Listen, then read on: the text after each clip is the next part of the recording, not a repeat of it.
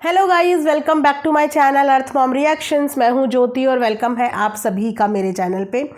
As promised मैंने आप लोगों को कहा था कि वीडियो में आगे की बात हम नेक्स्ट वीडियो में करेंगे, क्योंकि मेरी वो वाली वीडियो थोड़ी सी लंबी हो जाती। ननद साहिबा का आज जो व्लॉग आया है, यस मैं उसी व्लॉग के बारे में बात कर रही हूँ। आप मेरे दूसरे वाले चैनल, जो मेरा मेन चैनल है अर्थ मॉम देहरादून, वहाँ पे जाके वीडियो का पहला पार्ट देख सकते हैं। यहाँ पे हम लोग बात करेंगे सेकेंड पार्ट के बारे में, और वो है सबसे इम्पॉर्टेंट पार्ट, जो कि उन्होंने प्रूफ के तौर पे आज एक वीडियो यहाँ पे शेयर करी है, जिस वीडियो की वजह से मुद्दा बन गया है। बेसिकली मुद्दा बना नहीं है, ननद साहिबा के हिसाब से हम सब ने मिलकर मुद्दा बना दिया है। वो इनोसेंट है, उन्होंने ऐसा कुछ भी नहीं किया था, उन्होंने ऐसा कुछ भी नहीं दिखाया था, लेकिन हम सब ने मिलकर मुद्दा बना दिया है। मैं सोच रही थी कि शायद इतनी सारी चीज़ें जब लोगों ने समझाने की कोशिश करी, भले ही जब कोई दुनिया आपको समझाती है तो आपको वो वचन कड़वे लगते हैं, लेकिन अगर आप गहराई से उस चीज़ को सोचें तो उन्हीं सब कड़वी बातों में आपकी मिस्टेक छुपी हुई होती है, आपकी गलतियां छुपी हुई होती हैं। इन्होंने कल बोला था कि मेरी गलती है कि मैंने पीछे मुड़ के वीडियो बनाया। उसके बाद मैंने अपनी वीडियो में कॉल आउट किया, और आप सब ने भी इस बात को कॉल आउट किया कि वो तो गलती थी ही नहीं। गलती तो ये थी कि अगर आप सच्चे थे तो आपको वो वीडियो डिलीट ही नहीं करनी थी, क्योंकि अगर आपने वो वीडियो डिलीट नहीं करी होती और आपने ये कमेंट पढ़ लिए थे कि उस वीडियो को कॉल आउट किया जा रहा है, तो आपको आके इतना समय का गैप नहीं लेना था।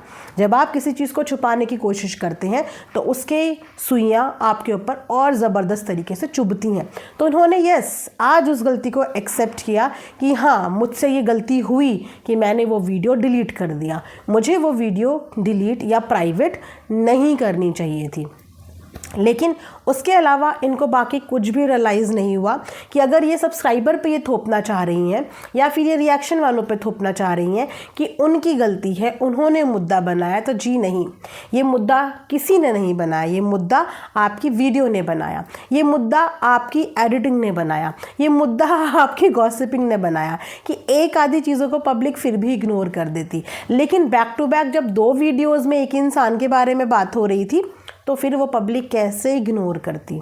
नहीं कर सकती थी ना, क्योंकि हर किसी इंसान ने सोशल मीडिया के प्लेटफॉर्म पे प्यार कमाया है, फैंस कमाए हैं, जैसे कि आपके भी होंगे।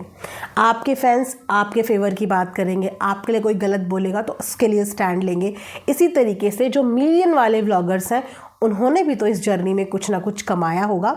तो ये जितने भी क्रिटिसिज्म मिल रहे हैं, ये उनकी कमाई है, उनकी इतने सालों की कमाई है, उनके इतने सालों का प्यार है, और उनके इतने सालों की मेहनत है कि उनके जो सब्सक्राइबर हैं, जो ऑडियंस है, उन्होंने मुद्दा नहीं, उन्होंने गलत चीज़ को अपने क्रिएटर के लिए पकड़ ली।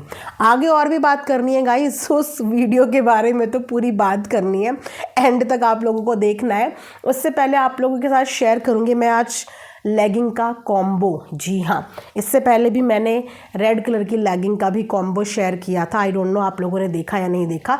मुझे वो फैब्रिक बहुत पसंद आया था, इसलिए इस बार मैंने अपने लिए दोबारा से ब्लैक एंड वाइट लेगिंग का कॉम्बो मंगाया है। एंड ट्रस्ट मी गाइज, जितने में आपकी एक लेगिंग नहीं आती ना, इतने में आपके पास ये 2 लेगिंग का कॉम्बो आ रहा है। और फैब्रिक के मामले में कोई कॉम्प्रोमाइज़ नहीं। आप ये मत सोचना कि अगर रेट कम है तो फैब्रिक में, इनफैक्ट उससे बेटर फैब्रिक होगा। इलास्टिक देखिए आप, अगर आप लोगों को दिख रहा है, ये देखिए कितनी मोटी इलास्टिक इसमें लगी हुई है। साथ में यहाँ पे आपको पॉकेट भी मिल रही है, दोनों साइड पॉकेट है, और फैब्रिक में कोई कमी नहीं है।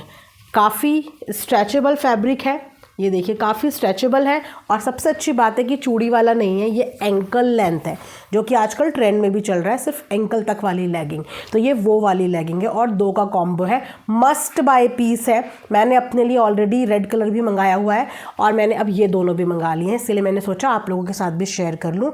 वीडियो के कॉमेंट सेक्शन में लिंक पिन कर दूँगी, आप जाके वहाँ से ज़रूर बाय कर लेना। चलिए अब इसी के साथ शुरू करते हैं रिएक्शन। सो जी हाँ, इन्होंने कल एक नरेशन सेट करने की यहाँ पे कोशिश की थी। इन्हीं की बोली हुई बात मैं यहाँ पे बोल रही हूँ।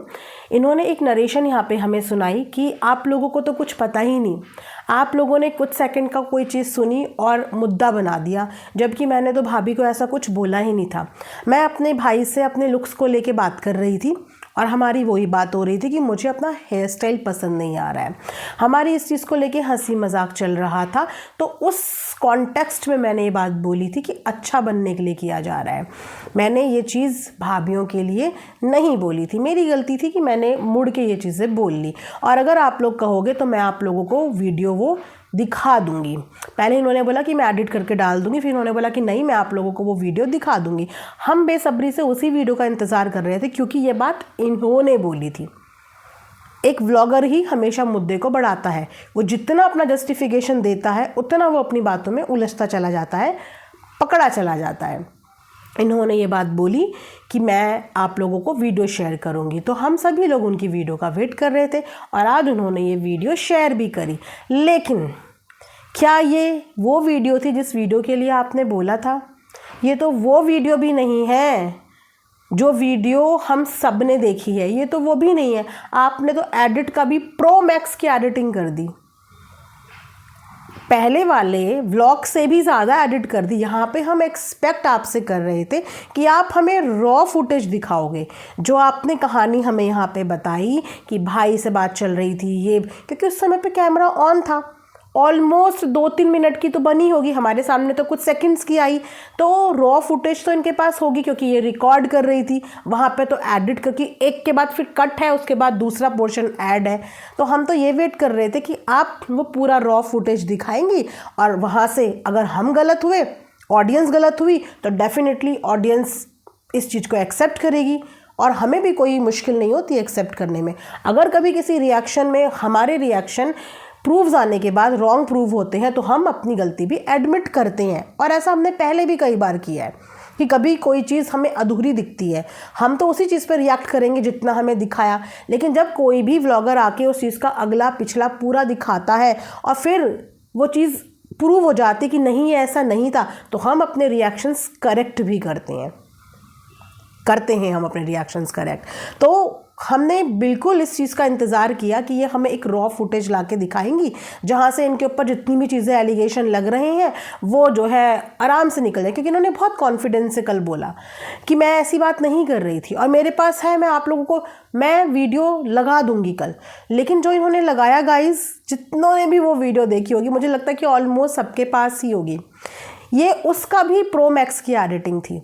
जो पहले डाला था उसमें तो ये 2 बार बोल रही थी अच्छा बनने के लिए किया जा रहा है, फिर बोला अच्छा बनने के लिए किया जा रहा है, और अब अच्छा बनने के लिए किया जा रहा है, एक बार आके दूसरी बार भी कट, मतलब अनदर लेवल की एडिटिंग कर दी। क्यों? क्योंकि शायद बहुत सारी जनता ने वो पहले वाला वीडियो देखा ही नहीं था। झूठ इंसान जितना बोले ना, वो उतने ही झूठ में फंसता चला जाता है। हमने तो सफाई मांगी ही नहीं थी, हमने सफाई मांगी ही नहीं थी, एक्सेप्टेंस बोली थी कि अगर कोई चीज़ हुई है, एडिट नहीं कर पाए हो, चर्चा हुई है, तो एडमिट करो।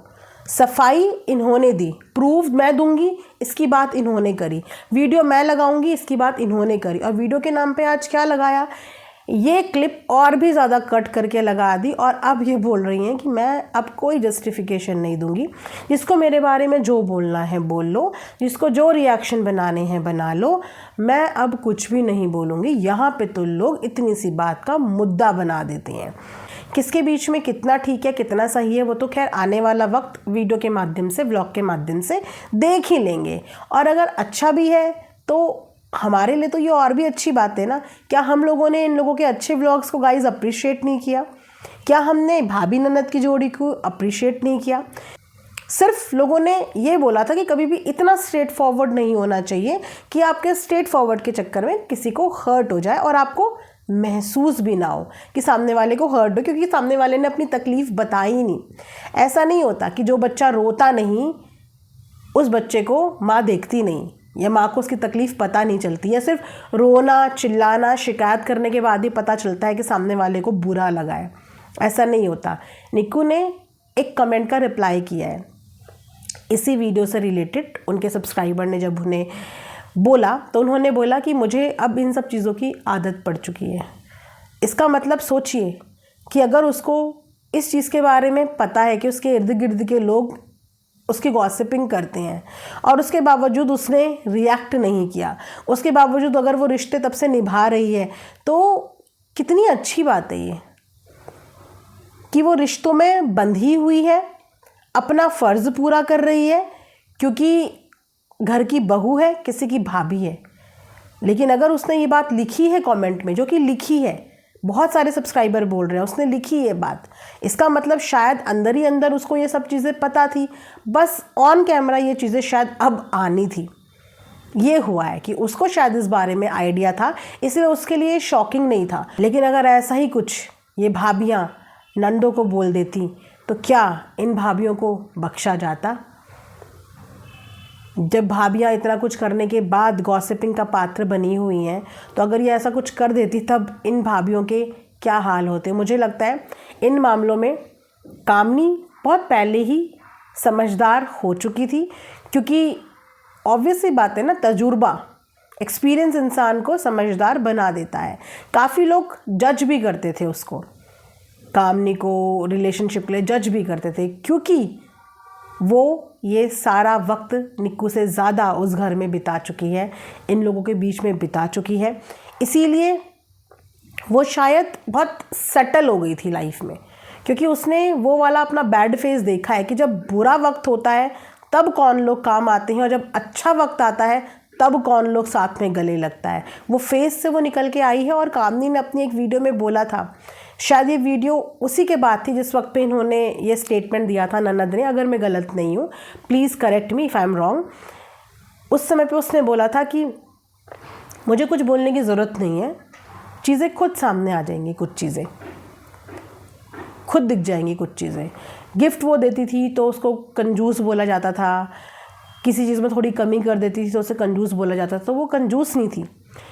उसने शायद ये सारे स्वाद बहुत पहले ही चख लिए होंगे, और निक्कू के लिए स्वाद चखने बाकी थे, क्योंकि निक्कू की शादी जब हुई उसके बाद से सराखों पे बिठा दिया, क्योंकि फाइनेंशियल क्राइसिस निक्कू ने इतने देखे नहीं, और बुरा वक्त निक्कू की लाइफ में वो वाला नहीं आया जहाँ पे कहते हैं ना कि कुर्सी को सलाम। जब किसी इंसान का बैड फेज आता है तब आपको अच्छे बुरे की पहचान होती है। देखा जाए तो इन देवरानी जेठानी ने बहुत किया है, अपने इर्द गिर्द के लोगों के लिए बहुत किया है, अपने रिश्तेदारों के मान सम्मान में कोई कमी नहीं रखी। अगर इसके बाद ननद जी का कोई वीडियो नहीं आता है तो ऑब्वियस सी बात है कि हमारे पास भी फिर इससे रिलेटेड कोई बात करने के लिए टॉपिक नहीं बचेगा। लेकिन फिर भी इन द एंड मैं यही बोलूँगी कि जब कोई गलती अपने से हो जाए, आप सबसे झूठ बोल सकते हो, लेकिन आप उस इंसान से नहीं बोल सकते जिस इंसान के लिए वो होती है, क्योंकि वो समझ जाता है। अब अगर ये ऑडियंस समझ गई, एक नहीं दो नहीं तमाम ऑडियंस समझ गई, तो वो इंसान भी समझ गया है जिसके लिए ये है। ज़रूरी नहीं कि माफ़ी हमेशा ऑन कैमरा मांगी जाए, ज़रूरी नहीं कि जब तक सामने वाला आपको अपनी तकलीफ़ ना बताए या आपसे नाराज़गी ना जताए तब तक आप बॉदर ना हो, नहीं। और निक्कू, कामनी, इनकी पूरी फैमिली रिश्ते निभाने के मामले में बहुत स्ट्रॉन्ग है। सोचिए, जिनकी रूट्स ऐसी हैं कि ससुर जी के पैर में चोट लगने के बावजूद, हेयरलाइन फ्रैक्चर होने के बावजूद वो सिर्फ रिश्तेदारी निभाने के लिए गांव की शादी अटेंड करने उसी हालत में पहुंच गए। तो वो लोग रिश्तों के मामले में बहुत स्ट्रॉन्ग हैं, क्योंकि उनकी रूट्स ऐसी हैं, और वही चीज़ें वो अपने बच्चों से फॉलो करने को बोल रहे हैं, और वही चीज़ें उनके बच्चे भी फॉलो कर रहे हैं। तो ये जो भी चीज़ें हैं ना, ऑन कैमरा नहीं लेकिन ऑफ कैमरा ज़रूर अपनी की हुई चीज़ों के लिए अपनी भाभी से बात कर लेना। वो भाभी हैं, बचपने में गलतियां हो जाती हैं कभी कभी इंसान से, लेकिन जो इंसान उन गलतियों को मान के अपने रिश्ते संभाल ले वो ज़्यादा इंसान समझदार हो जाता है। तो होपफुली कि इनके रिश्ते भी संभल जाएं। लेकिन हाँ, सोशल मीडिया पे अब आप लोगों की रिलेशनशिप जज होगी, और ये जज करने का मौका आपने दे दिया।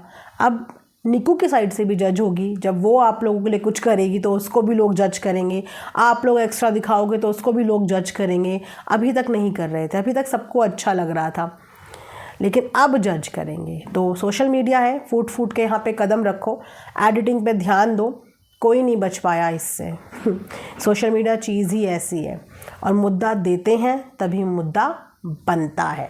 क्योंकि आज इनके पास मौका था कि ये रॉ फुटेज दिखाएं, लेकिन वो रॉ फुटेज ये नहीं दिखाएंगी क्योंकि ये कहीं ना कहीं अंदर से वो भी जानती हैं और हम सब जानते हैं कि वो बात किस कॉन्टेक्स्ट में और किसको लेके बोली गई है। इसी के साथ ये रिएक्शन वीडियो हम यहाँ पे एंड करते हैं। मिलेंगे नेक्स्ट वीडियो में नेक्स्ट कंट्रोवर्सी में, तब तक अपना ध्यान रखिए। Thanks for watching Earth Mom Reactions. Bye bye, take care, love you all.